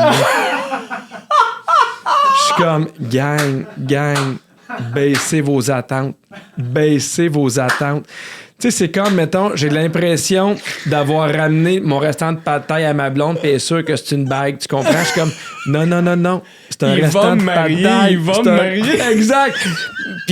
Mais là, tu sais, puis nous, on a fait une page Facebook. Là. Fait que, tu sais, Martin, à un moment donné, il a dit, hey, ce n'est pas moi. Fait que nous, on l'a relayé. On confirme que ce n'est pas Martin Matt parce qu'on pensait pas que ça allait faire de même. Puis je voulais pas non plus que faire du pouce sur la notoriété des autres. Là. Ben non, c'était pas... Oui, mais en même temps, je veux dire, c'était pas toi qui contrôlait tout le c'est parti là, rapidement. Là. Mais j'avoue, tu devais être content quand même de... OK, là, tu sais, Martin dit que c'était pas lui. Là, on va enlever une chunk de personnes qui pensent que c'est Martin. T'avais-tu un stress? Mais non, mais le monde, il disait, voir que Martin, il m'a raconté, il a fait une anecdote à Paulude. Pas une anecdote, mais une entrevue à Paulude au 98.5. Puis là, lui, il fait, je vais le dire le plus partout, que c'est pas moi. Parce que Martin, il sait qu'il va vendre des billets, mais un peu plus tard. Puis, tu sais, Martin, il vendra jamais ses billets 20$. Il a pas besoin de les vendre 20$. Fait que là, il fait une entrevue avec Paulude, puis Paulude, il dit, fait que là, Martin, c'est pas toi. Il dit, non, c'est pas moi, mais oui, il va avoir bientôt un show, puis il fait. Paulude, il fait, ben oui, c'est ça, Martin. Ce n'est pas toi. Oh! Puis il finit l'entrevue de même, puis là, Martin, il fait. ce n'est pas moi! Tu sais? Ouais, fait que. Mais Moi, moi, chez vous qui est comme. pour vrai, j'ai passé la journée en pyjama. J'ai encore des images de moi. Là. J'ai des rondes, des cernes de sueur, là, presque jusqu'au pantalon. Là, je suis comme, mais ça va vite. Puis moi, ma crainte, c'est que tu le sais, tout ce qui devient le fun puis viral sur Facebook, à un moment donné, ça va de l'autre bord. Oui. Parce que t'as du monde qui veulent être les premiers à dire que c'est de la merde puis que c'est pas bon. Puis là, je suis comme. J'avais peur du ressac de la vague. Là. Je comprends. J'avais vraiment peur. Le lendemain, on avait 22 entrevues de prévues pour parler du show. Puis je me rappelle, je m'en allais à Paul Arcand et on m'a dit « Oh, ça se peut qu'il n'y ait plus d'entrevue. » Je suis comme « OK, pourquoi? » Puis on me dit L'UPAC avait arrêté Nathalie Normando. Et c'est devenu la nouvelle qui a pris le dessus. OK. Fait qu'on a parlé du goût du risque, puis avant qu'on se tanne, il y a une autre grosse nouvelle qui est arrivée, Nathalie Normando. Fait que c'était le moment. C'était là. fini. C'était le moment. Personne ne voulait parler du goût du risque.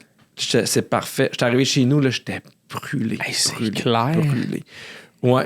Tu sais, il y avait des jokes des gens qui écrivaient Pierre Hébert, l'humoriste mystère, attendez de voir les billets sur Kijiji. Là, j'étais comme parfait. Moi, t'es acheté, moi, tes billets sur Kijiji. Tu sais. Puis, mais c'était le fun. Il y a du monde qui ne savait pas pantoute. Là. Ben, c'est clair. Il a dû avoir cette espèce d'autre côté de la médaille-là de. OK, là, tout ça, ça a été fait, ça a été beaucoup plus gros que tu pensais. Faut livrer. Il faut livrer à marchandise. Exact. C'est stressant. Oui, c'est stressant. Anxiogène. Mais, tu sais, on avait préparé le show. Le show, je savais qu'il marchait, je savais qu'il était bon. Puis, tu sais, moi, je suis pas quelqu'un qui... Tu sais, je vais pas voir mon agence en disant, je fais un show dans 3 ans, booker de quoi. Moi, j'écris, puis quand j'ai une heure que j'aime, je fais, parfait, on rentre dans 2 ans. Je veux vraiment pour finir, il y a tellement de bons shows. Puis là, j'étais comme, il faut qu'il soit bon, le show, il faut qu'il soit bon. Puis à un moment donné, je me rappelle, avec mon technicien, on fait, on a un show. On a un show, il est bon, on est content. Puis ces shows-là, du goût du risque, là, je pense que ça a été dans mes shows les préférés parce que le monde était tellement excité. J'arrivais puis je fais bravo. Bravo d'avoir pris les risques. Puis le monde, là, ça hurlait. Là. Mais j'avoue. Il y avait un phénomène de gang là, qui était incroyable. Mais j'avoue, tu vois, j'avais pas pensé à ce côté-là, mais j'avoue que les gens qui ont acheté des billets, c'est qu'ils étaient prêts, eux autres, à dire, ben peu importe c'est qui, moi j'y vais. On est là. Exactement. Fait qu'il y a eu des gens qui, de un, te suivaient déjà, puis ont fait Chris, yes, on aime Pierre. Mais il y a beaucoup de gens qui ont googlé Pierre Hébert. Je te le confirme. Il y a beaucoup de gens qui ont googlé Pierre Hébert à ce moment-là. Mais en même temps, 20 piastres, c'est rien, là. Oui, puis je veux dire, tu es un excellent humoriste, là. C'est pas... T'es pas quelqu'un qui était à l'école de l'humour, qui lance ça, qui fait Chris, c'est bien plus grand que moi, j'ai pas de numéro. Ce qui a mélangé le monde, là, dans la pub, on dit un humoriste chouchou des Québécois. Mais tu sais, nous, on fait une pub, là. Oui. Tu sais, fait que le monde était hey, l'humoriste chouchou des Québécois. Fait que pour qui ça que ça partait, tu sais. Hey, je peux te convaincre qu'à ce moment-là, j'étais pas le chouchou des Québécois. Mais le monde cherchait ça, il y avait des attentes, mais ça a été une belle expérience. Bravo, Pierre. Bon, je trouvais que c'était un. T'avais-tu acheté des billets? Non. Tu m'as jamais répondu à mon message. Oui, non, mais tu sais qu'on a des kingpins de l'informatique qui ont hacké notre site. C'est-tu vrai? Oui. Comment je ça? sais pas comment, mais on a des hackers sont allés sur legoutdurisque.com dans le temps parce que c'est là que tu pouvais acheter des billets. Oui. Puis ils ont trouvé des signatures qui ont rendu sur d'autres billets. Puis à un moment donné, ils nous ont dit on sait que c'est Pierre Hébert, on est allé sur votre site, on est des hackers juste pour le fun, on voulait juste savoir c'est qui. Et ils nous ont envoyé l'affiche de notre show qu'on n'avait jamais sorti encore. Parce que nous, notre show, évidemment, Pierre Hébert, en fait, le site web pierrehébert.ca était prêt. Parce qu'aussitôt qu'on l'annonçait le mercredi, on renvoyait sur Pierre Hébert. Oui. Puis ils nous ont juste écrit nous, on sait c'est qui, c'était juste pour le fun, on l'a hacké, voici votre future affiche, en passant, elle était bien belle. Ils l'ont su, puis ils ont jamais coulé. Jamais. C'est on leur a dit, on vous offre des billets. on ne vous veut pas à dos. C'est exactement. Ils ont été super sweet, les gars. Là, ils voulaient juste montrer que... Puis les autres étaient curieux, mais ça se promenait partout. C'est qui? Puis moi, j'étais à la radio, puis le monde disait c'est qui? Moi, je pense que c'est Martin Petit. C'est son... Hey, mais j'étais tellement... Mais t'aurais dû faire venir Martin Petit dans ton show. Je vous l'avais dit. Je savais qu'elle allait avoir Martin Petit. Exact. Pendant 15 minutes. Mais c'est quand même... Moi, j'aurais eu une petite peur de... OK, cool, vous m'avez comme hacké pour le fun. Mais Chris, vous m'avez hacké, là, mes hosties, là, vous avez trouvé ma photo, vous foutez le camp, qu'est-ce que vous faites là? J'avais juste peur, en fait, tu sais, c'était sûrement un manque de confiance, mais j'avais peur que les gens le sortent. Hey, on l'a su, c'est Pierre Hébert, on est déçus. C'était ça ma crainte, parce que moi, comme je disais au début, on voulait vendre 1000 billets pour faire un stand intéressant, on a vendu 1000 billets, bravo aux gens. On pensait jamais que ça allait être aussi gros, puis tout s'est bien déroulé, on est super chanceux, je touche du bois.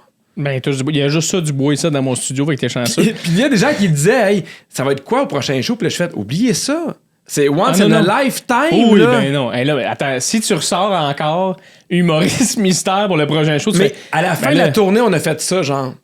C'est le retour de l'humoriste mystère. Fait que j'ai fait une vidéo, je sais pas si tu l'as déjà vu, mais j'ai fait une vidéo où je suis blurré. Là, je fais, c'est le retour de l'humoriste mystère, mais en arrière, t'as mon affiche là, avec Pierre Hébert. Puis je dis, parce qu'on regardait les mêmes salles, on fait 10 derniers shows, les 10, encore une fois, à 20$ pour ceux qui n'ont pas eu le temps de voir c'est qui, mais je veux pas vous dire c'est qui. Puis là, dans le pub, t'as Martin Matt qui arrivait puis qui fait « Juste vous dire, là, ce n'est pas moi. Ce n'est pas moi, là, je veux pas que vous soyez déçus. » Puis on avait soldé encore une fois les 10 salles je pense, en 24 heures. Ah, c'est hilarant, c'est superbe.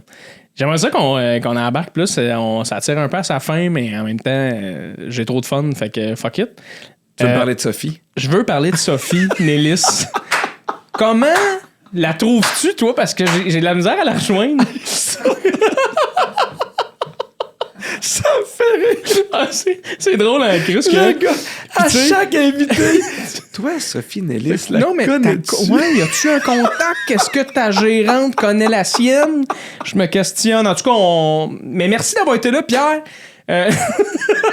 J'ouvre mon sac, tantôt il y a des photos d'une Sophie qui tombe. Ah, Colin, excuse-moi. Le gars, il essaie de rencontrer Sophie Nélis avec chacun des invités. Il devrait avoir une série de ça. L'homme à la recherche de Sophie. Des questions qui n'ont pas rapport. Sophie Nélis, elle en pense quoi de l'humoriste mystère? Je le sais pas. Elle sait pas on est qui. Sophie Nélis. Est-ce que Sophie Nélis aime le scrapbook? Je me demande ça depuis 2011. Ah, ça n'a aucun sens. Non, mais ça m'a vraiment fait rire. C'est assez cocasse, c'est assez funny. T'es un gars qui aime ça parler de sa famille. T'en parlais tantôt. Ouais. Que tu parles de toi pour raconter tes affaires. Ouais. Puis j'aurais le goût qu'on tombe un peu plus dans cette partie-là du podcast, la partie Pierre Hébert familiale. Ouais. Parce que t'es un gars ultra familial. Ouais.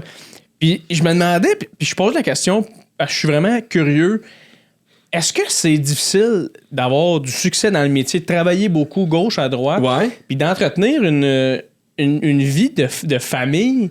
Je sais que ta blonde est prof dans la vie, elle fait pas ça. C'est-tu difficile d'entretenir les deux puis de peser les deux? Moi, là, je trouve qu'au contraire, la famille, c'est ce qui m'a toujours gardé groundé.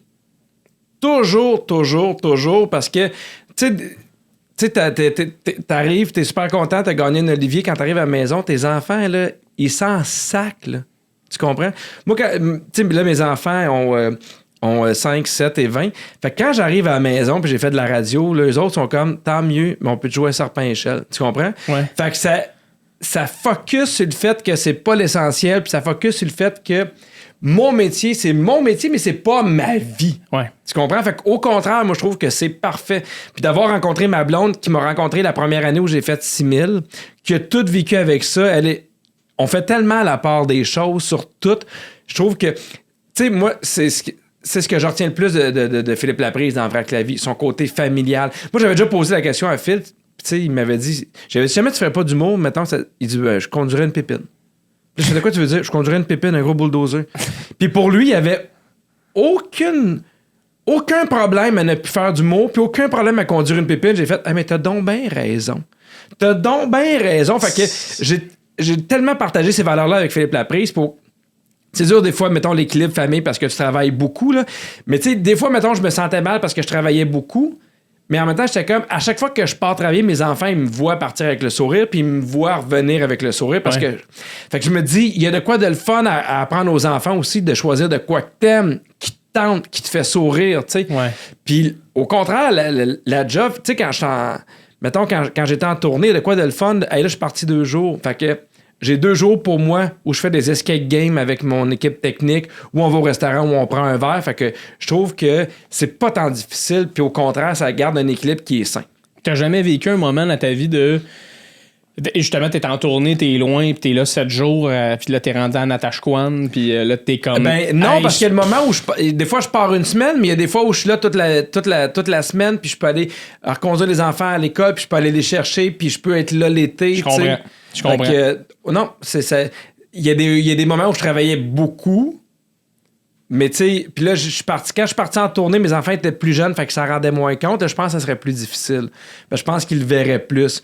Mais là, je suis dans un mode où je fais de la radio, je fais de la télé, fait que je reviens tout le temps coucher à la maison, je reviens tôt. Fait que c'est un bon équilibre. Toi, t'habites-tu à Montréal? Toi, t'es-tu dans les environs de Montréal? Ça arrive sud. T'es sérieux, OK. Ouais. T'en parlais, t'as 3 enfants? Oui. T'as ton 3e enfant? Oui. Qui est Rosalie? Exact. Qui est la plus vieille, qui a 20 ans? 20 ans, ouais. C'était ta filleule? Exact. Avant d'être ta fille? Ouais. Tu peux-tu nous expliquer un peu? Ben oui, c'est juste que... T'as dû en parler beaucoup, là, mais... Moi, j'ai toujours été proche de Rosalie. Tu sais, j'étais son parrain, puis ça connectait. Moi, je me rappelle, je faisais des jours qu'à Rosalie, elle avait 4 ans, là, dans sa maison, elle avait comme une longue allée là, pour aller à la rue, puis je la poussais, puis j'étais comme... T'as 4 ans, c'est assez, va faire ta vie. T'sais. Puis je la poussais, puis elle riait. Puis elle comprenait le genre d'humour. Puis on s'est tout le temps bien entendu. Elle venait passer des étés à la maison. On avait vraiment beaucoup de fun. Puis, tu sais, il y a des affaires que je parle, des affaires que je parle pas. Mais à un moment donné, Rosalie, il a fallu qu'elle parte de chez elle. Puis il a fallu qu'elle se trouve un endroit. OK. Puis elle m'a demandé, veux-tu venir à la maison? Je fais, ben oui, viens à la maison. Fait que, tu sais, ça a été tellement rapide.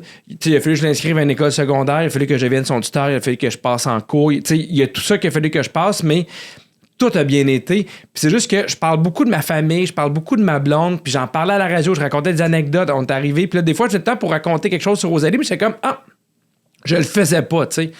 Parce que il fallait aussi un certain temps pour qu'elle s'établisse. Puis, fait qu'au début, je le faisais pas, puis à un moment donné, j'étais comme, à chaque fois que j'en parle pas, ça fonctionne pas. Parce que si tu veux faire partie de ma famille, faut aussi que tu fasses partie de ma famille public quand j'en parle à la radio. Ouais. Puis je le sentais que ça faisait de la peine quand j'en parlais pas aussi publiquement. Fait qu'à un moment donné, au Fantastique, les Fantastiques le savaient, moi. Tout le monde le savait, mes amis proches, que Rosalie était là, tout le monde prenait des nouvelles, tout le monde se demandait comment elle allait. Puis à un moment donné, c'est au Fantastique que je vais le dire. Il m'avait écrit le matin, « Hey, il y a un Fantastique qui a débooké, peux-tu être là? » Je fais « Parfait. » Puis là, je leur ai dit, moi, j'ai écrit une lettre qui s'appelle « Lettre à ma 3e » où je vais faire un coming out, comme de quoi on est rendu 5 chez les Bers. Puis j'étais content de le faire avec Véro. Aussi, Véro a cette intelligence-là, cette générosité-là, cette écoute, cette humanité-là. Je l'aurais pas fait avec n'importe qui. Fait que je l'ai fait à la radio. Ça s'est su. Ça s'est connu. Puis j'ai fait, maintenant, dans mes anecdotes ou maintenant dans mes histoires, des fois, vous allez entendre parler de Rosalie. Puis je suis revenu à la maison. Rosalie, évidemment, j'y avais demandé la permission. Est-ce que tu me permets de le dire? Elle m'avait dit oui. Elle avait jamais entendu la lettre. Elle l'a entendu à la radio. Tout le monde broyait à la radio. C'était vraiment un moment super touchant, super émotif. Je suis revenu à la maison. Rosalie m'a pris dans ses bras. Puis c'est comme le dernier saut qu'il fallait pour dire notre famille est complète. Le dernier stand. Et total, exactement. Puis est-ce que maintenant, elle t'appelle papa, mettons? Non, parce que moi, j'ai mis ça pas que j'ai mis ça au clair, mais pour moi, c'est ma 3e, mais elle a un père. Fait que, tu sais, moi, je vais prendre le rôle qu'elle va vouloir me donner. Mais il y a un moment donné, j'ai dit, pour moi, je te considère comme ma fille, tu sais. Fait que, puis maintenant, tu sais, mettons, on parle d'Alfred puis Agnès, puis on parle de son petit frère puis de sa petite sœur, puis ça me touche tout le temps beaucoup, puis je trouve ça le fun de savoir que là, il y a un gros bloc familial. Puis à un moment donné, j'étais comme... Puis je voulais pas non plus y imposer ça, tu sais. Dans le sens que c'était pas nécessaire pour moi de dire, je suis ton père ou je suis pas ton père. Moi, j'ai juste dit, moi, je suis là pour toi, peu importe qu'est-ce qui arrive, je vais être là, mais moi, je te considère comme ma 3e, je te considère comme ma fille, puis that's it, puis le reste, on verra qu'est-ce qui va arriver. Je trouve que ça démontre beaucoup toute la générosité à toi puis ta blonde de faire, hey, attends, il y a un enfant qui a besoin. Mais en même temps, tu te poses pas de questions. Tu te poses pas la question, tu t'es pas dit c'est une mauvaise idée, une bonne idée. Non, jamais. C'est, hey, elle veut être chez nous, puis ça le sera. Exactement. Tu sais, puis... puis ça s'est passé vite. Là. Moi, elle m'a appelé le vendredi. Le mardi, je passais chez l'avocate. Puis le samedi d'après, elle était à la maison avec ses affaires. Là. Fait que tu n'as pas le temps de penser. Puis en même temps, j'avais déjà une relation avec elle. Ouais. Mais c'est juste de préparer les enfants pour dire, il y a quelqu'un qui va venir maintenant dans la maison. T'sais, Rosalie va venir habiter avec nous. Puis les enfants étaient jeunes. Fait que c'est de leur expliquer comment comprendre ça. Puis, mais tout a tellement été facile. T'sais, moi, ça n'a pas été compliqué. Au contraire, j'avais une ado qui nous aidait. T'sais. qui aidait avec les enfants. T'es arrivé à 16 ans, 17 ans? 16 ans, exactement. À 16, OK. Ouais. Fait que, comme tu disais dans un article que j'ai lu, tu disais, tu passes de... moi, je suis passé de j'achète des bobettes de la Reine des Neiges à je jase de ta santé sexuelle. Ouais. Mais moi, j'ai dit à Rosalie, on va toujours être honnête ensemble. Peut-être que tu vas nous poser des questions qu'on n'aura pas les réponses tout de suite. Peut-être qu'on va te poser des questions que tu n'auras pas les réponses. Mais si on est honnête, tout le monde, ça va bien aller. Puis moi, la journée qui est arrivée à la maison, j'ai fait OK, le reste, on va s'arranger. C'est pas inquiétant. Là. C'est honnêtement, Pierre, tout à ton honneur de... Je pensais sauver beaucoup plus d'impôts que ça. Ben honnêtement. Là, avec les années, je peux te le dire, là. Pas tant. Non? Non. Tu fais encore juste comme 1 million par année, that's ça? Non, faut que je paye d'impôts. Mais j'étais content parce que moi, je trouvais ça important aussi d'en parler parce que, tu sais, moi, quand j'étais jeune, là, une famille, c'était un papa, une maman, des enfants. Tu comprends? Il y a plein de monde qui m'ont dit, tu sais, maintenant, des familles, c'est 2 mamans. Des fois, des familles, c'est 2 papas. Des fois, des familles, c'est un papa et une maman, puis le papa s'est rendu compte qu'il aimait les papas, la maman s'est rendu compte qu'elle aimait les mamans. Des fois, c'est 2 parents qui ont adopté. Tu comprends? Je voulais... On en voit de plus en plus. Je veux que les gens se reconnaissent dans ces genres de familles-là. Le nombre de personnes qui m'ont écrit pour dire « Moi, j'ai déménagé chez ma grand-mère à 10 ans. Moi, j'ai déménagé chez mon frère à 18. Tu sais, ces familles-là qui... Puis une famille, c'est plus une famille de sang, c'est plus ça. Là. C'est une famille de cœur, c'est une famille de liens. J'ai reçu tellement de messages suite à ça. C'était vraiment beau. Je suis vraiment content, Pierre. Pour vrai, là, c'est... Vraiment tout à ton honneur, encore une fois, comme que je te dis. Puis je souhaite que s'il y a des gens qui écoutent le podcast présentement, qui font « Hey, me reconnais là-dedans », écrivez à Pierre, il va prendre soin de jamais vous répondre. Puis vous allez sûrement l'inviter sur votre podcast. Puis parler de ça avec lui. J'ai trop ramené dans le podcast. Avant qu'on termine, Pierre, je demande toujours ça à mes invités. Ça m'intéresse de savoir ça. Tu te croises, tu as 16 ans. Qu'est-ce que tu te dis? Hey, c'est drôle, hein? Sais-tu quoi? Moi, je suis en train de tourner Les Petits Tannants. Oui. Puis je trouve ça passionnant. Puis j'étais un peu... j'aime... Pas que j'aime pas ta question, mais je la trouve des fois pas nécessaire. Dans le sens que quand t'as 16 ans, tu vas faire les gaffes... Non, mais tu vas faire les gaffes que tu vas faire, puis ça va faire l'homme ou la femme que tu vas devenir. Exact. Je trouve qu'on a plus à apprendre des kids. Tu sais, moi, Les Petits Tannants, là, je les vois, là, sont spontanés. Puis là, je fais, quel animal est ton animal préféré? Je veux une licorne, mais une licorne gorille. Parfait. Parfait. Je trouve qu'il y a de quoi de beau dans cette spontanéité-là, dans encore l'imagination, encore c'est possible. Tu sais, des fois, je regarde ma fille qui joue au parc, puis là, elle voit un petit gars puis une petite fille, puis elle s'approche, puis elle fait « Salut, je m'appelle Agnès, veux-tu jouer ensemble? » Oui, puis ils jouent ensemble. Je trouve qu'on a tellement à apprendre sur la bienveillance, la spontanéité, le cœur des enfants, plus que nous, on a à leur apprendre des affaires des fois. Bon, fait que ça, c'est dit. Si Pierre se croisait à 16 ans, il dirait, gars, mange la marde. Oui. Je vais pas te parler, toi. Mais s'il se croisait à 5 ans, il ferait salut, petit Pierre. Exact. Merci d'avoir été là, Pierre. C'est parce qu'on finit sur une mauvaise question. Ça l'exprime tout l'amour que j'ai pour Pierre. Puis je veux te dire bravo pour ta nomination aux derniers Olivier pour podcast de l'année. Tu te trompes de podcast, Pierre. Malheureusement, j'ai pas eu. Pierre a toujours été fendant comme ça depuis le secondaire. Il tient à dire que non, mais je vais parler à un de ses bons amis du secondaire. Il va me dire que c'est un salaud. Pierre, je t'aime profondément. Hey, t'es super fin, c'était un plaisir, puis je te promets de te réécrire maintenant. J'espère. Merci beaucoup, Pierre. Merci à tout le monde.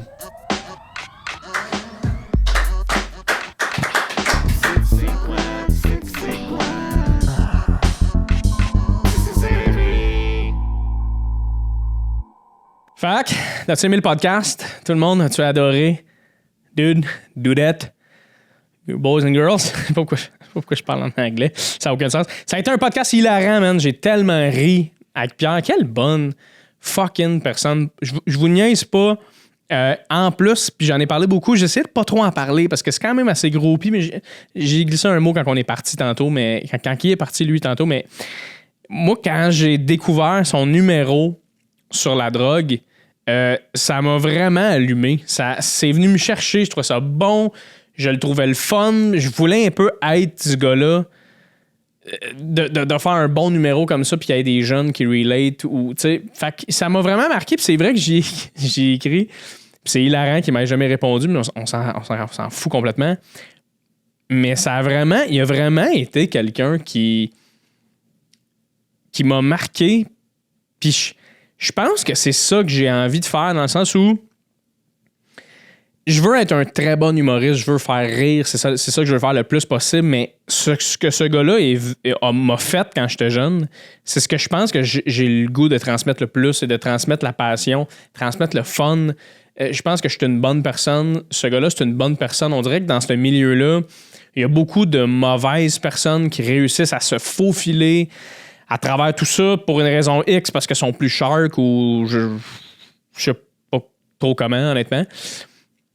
Puis je trouve ça le fun d'avoir des personnes comme Pierre, des personnes comme Guillaume Pinault, des vraies bonnes personnes, généreuses, fines, qui réussissent dans ce milieu-là. Il y en a vraiment plus que ça. Il y en a beaucoup. Mais je trouve ça le fun parce que je fais ce métier-là, honnêtement, j'aime ça. Tu sais, j'ai un débat dans ma tête un peu par rapport à la discussion de les humoristes et les gens troublés. Tu sais, il y a souvent cette discussion-là à travers le milieu de l'humour de tous les humoristes sont troublés, tous les humoristes qui font ça, c'est des gens qui ont un parcours difficile. Puis c'est rendu même cool. C'est rendu cool de dire qu'un humoriste, s'il n'a pas vécu de trauma, c'est pas intéressant, faut qu'il vive des trucs rough. Puis je vais vous dire pourquoi ça me gosse ce thinking-là, puis pourquoi il faut arrêter de promouvoir ce thinking-là, c'est que ça fait qu'il y a des pestes dans notre milieu. Ça fait qu'il y a des gens qui se reconnaissent là-dedans, qui font « Ah ouais, j'ai vécu des traumas, j'ai vécu des trucs tough, fait que je vais faire de l'humour. » Puis ça fait qu'on est rempli de gens avec des crises de problèmes mentaux, qui fait que ça prend des vagues d'hashtag MeToo pour enlever, ou ça prend toutes sortes de trucs pour juste les éradier de ce milieu-là. Moi, je veux qu'il y ait plus de bonnes personnes. Puis on pose la question des fois, pourquoi il n'y a pas plus de bonnes personnes? Parce qu'à chaque fois qu'on parle de l'humour, on parle que c'est des milieux où les gens ont des problèmes. Quand c'est pas vrai, il y a plein d'amis, il y a plein d'humoristes, plein de collègues que je connais qui ont, oui, peut-être des backgrounds, parce que ça prend un background dans la vie pour faire un certain métier, mais qui, ultimement, aiment vraiment ça. Ils aiment ça parce que c'est le fun, parce que c'est trippant, parce qu'on rit, parce qu'on niaise, puis parce que c'est un rêve de quand on était jeune de dire « Attends, là, je paye mes billes en faisant l'affaire qui, pour moi, a le moins de sens au monde, / le plus de sens au monde, qui est de faire rire des gens. » C'est juste ça. Il faut dire le plus possible aux jeunes que ce milieu-là est rempli de bonnes personnes et qu'on veut que ça soit le fun puis que ça projette une image le fun. Parce que, pour vrai, je le fais pas parce que qu'à un moment donné, j'ai mangé un coup de poing sur la gueule à 8 ans, là, ce qui est pas vrai, là. Mais tu comprends ce que je veux dire? Tant mieux, c'est des gens qui réussissent à trouver un canal à travers ça puis à s'en sortir de moments difficiles qu'ils ont vécu. Mais il faut arrêter de dire « Ah, tous les humoristes ont des crises de problèmes mentaux » puis après ça, d'idolâtrer des gens qui ont des crises de problèmes. Fait que sur ça, c'est pour ça que je tripe sur Pierre, c'est que c'est une vraie bonne personne. Allez écouter et voir tout ce que Pierre fait. J'adore cette personne-là.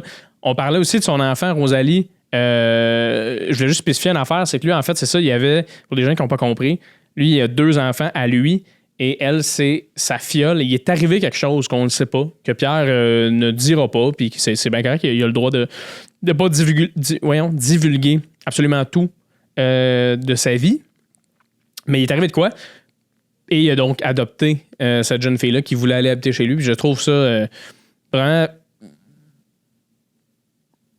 J'allais dire impressionnant, mais c'est pas impressionnant, mais c'est juste que ça te démontre à quel point il y a un grand cœur, ce gars-là. Puis ça démontre à quel point il y a des bons humains dans la vie de dire « Tu veux venir vivre chez nous, viens-t'en, il n'y a pas de trouble, puis je t'adopte, puis t'es mon 3e kid. » Puis ça marche de même. Fait qu'en tout cas, c'est vraiment pour te montrer le portrait, là ici, le portrait à Pierre, littéralement à ma gauche, à votre droite. Mais ça, c'était pour vous faire le portrait de la personne qui est Pierre. Merci énormément d'avoir été là encore une fois cette semaine sur le podcast Tissé Serré. N'hésite pas à m'écrire sur des commentaires, des critiques. Si tu veux rien que simplement me jaser, me donner des idées d'invités, tout ça, suis-moi sur les réseaux sociaux. C'est vraiment là que je poste tout, particulièrement sur Instagram. Like le podcast sur YouTube, subscribe, s'il te plaît. Ce serait très, très intéressant que tu subscribes. Laisse un commentaire dans l'algorithme et abonne-toi à mon Patreon si tu veux du contenu exclusif, les podcasts d'avance et je suis en train de brainstormer pour des affaires. On va avoir des trucs différents, tout le monde. On va aller chercher quelque chose de le fun. Fait que si tu t'abonnes à mon Patreon, tu m'aides à continuer ce beau projet-là. Et tu vas aussi avoir un cadeau, éventuellement. Merci tout le monde d'avoir été là. On se revoit la semaine prochaine pour un autre podcast de Tisser Serré, tout le monde. Ciao!